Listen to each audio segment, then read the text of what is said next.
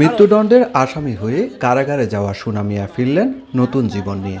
1 মাস 21 দিন পর কারাগার থেকে মুক্তি পেলেন তিনি। কারাফটকে অপেক্ষায় থাকা স্ত্রী, সন্তান আর স্বজনদের পেয়ে আবেগ আপ্লুত হয়ে পড়েন তিনি।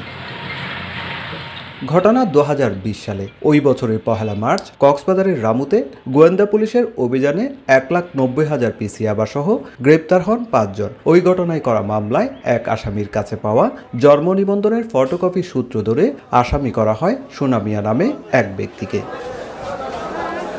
একই বছর সেপ্টেম্বরে আদালতে দেয়া অভিযোগপত্রেও বলা হয় সোনা মিয়ার প্রকৃত নাম ঠিকানা যাচাই করা সম্ভব হয়নি। 2022 সালের জুনে জামিনে বেরিয়ে আত্মগোপনে চলে যান সোনা মিয়া নামধারী ওই আসামি।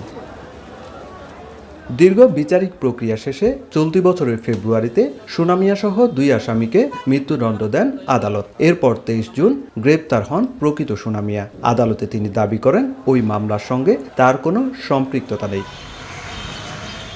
এরপর ছবি, আঙ্গুলের ছাপ ও ঠিকানা যাচাই করতেই বেরিয়ে আসে চাঞ্চল্যকর তথ্য। 2রা জুলাই আদালতে তদন্ত প্রতিবেদন দেয় পুলিশ। তদন্তে নিশ্চিত হওয়া যায় ইয়াবাসহ গ্রেপ্তার হওয়া সোনা মিয়া আর মৃত্যুদণ্ডপ্রাপ্ত প্রকৃত সোনা মিয়া এক ব্যক্তি নন। ইয়াবাসহ গ্রেপ্তার হওয়া আসামির প্রকৃত নাম মোহাম্মদ রমজান। তিনি একজন রোহিঙ্গা নাগরিক। নিজের পরিচয় গোপন করে দিনমজুর সোনা মিয়ার পরিচয় ব্যবহার করে প্রতারণা করেন রমজান। এই বিষয়টা তো আমার কাছে যোগসাধ্য সেজন্য মনে হয়েছে যে তারা একসাথেই ছিল, একই জায়গায় ছিল বছরের পর বছর।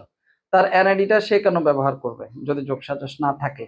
এমনকি সে যখন অ্যারেস্ট হয় তখনও তো সে বলতে পারতো যে আমি এই মামলার আসামি নই। তো তখন থেকে তো এটা বোঝা যায় যে আসলে তার কিছুটা যোগসাজশ তো আছে। অবশেষে শুক্রবার সকালে জেলা কারাগার থেকে মুক্তি পান নির্দোষ সোনা মিয়া। পরে মামলার আইনজীবীর সঙ্গে পরিবারের সদস্যদের নিয়ে দেখা করেন তিনি।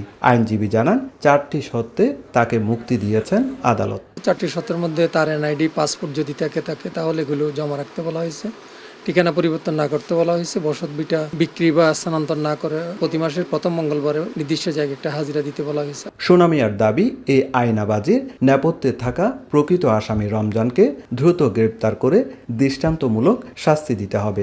একদিন হঠাৎ করে র্যাপে যাই এরা আমার ধরে, তখন হদে আমরা আর কিছু করার নাই, তোমার ওয়ারেন্ট হয়ে গেছে, কোর্টে গেলে বুঝবি। কারাগারে যখন আমার জিজ্ঞেস করে তুমি কিসের মামলা জানো, আমি স্যার জানি না, আমার কোনো মামলা নাই, তোমার মৃত্যুদণ্ড।